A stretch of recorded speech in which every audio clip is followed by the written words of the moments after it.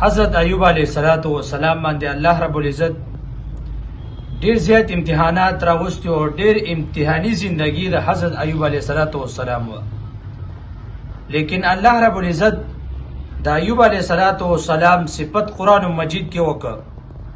الله رب العزت او فرمایل دا ډیر صابر انسان دی، ډیر صبر کوونکی انسان دی. ولی ځکه شل کاله تقریبا 22 کاله په ایوب علیه السلام باندې ازمایښونه وو.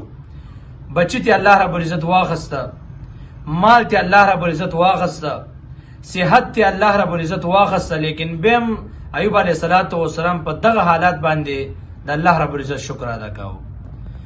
چې کله په انسان باندې ازمایش راشي او بیا په دغه باندې صبر وکي، الله رب العزت له دغه بدله دوچند ورکوي.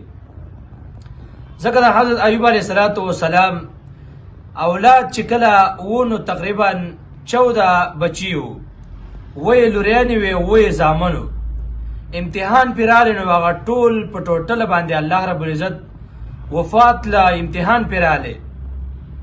لیکن کله چې ازمایش کې پاس شو نو بیا له الله رب العزت 27 بچي ورکړه. فصل کورونه دا ارسه ختم شو. چې کله په ازمایش کې الله رب العزت پاس کا، امتحان کې پاس شو، نو دا غیب په درې چنده په سلو چنده باندې له الله رب العزت ترسه ورکړه. اوس په دې حالات کې هم که یو کس په خپل په هر څه باندې صبر وکړي، بونیر کې یا باجوړ کې یا منګوره کې یا بل ځای کې په انسان باندې امتحان راشي، په دې مخلوقاتو باندې امتحان راغلی دی او راشي په دیو به صبر کوي.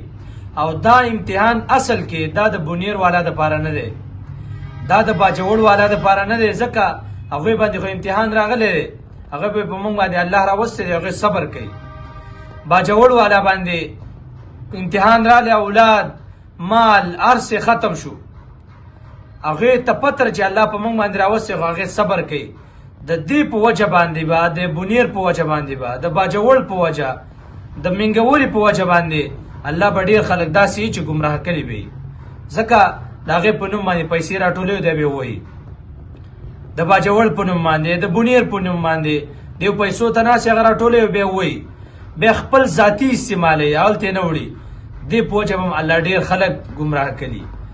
دې وجې نه دا د هغوی دپاره امتحان دی، لیکن زموږ دپاره اصل امتحان دا زموږ دپاره دی.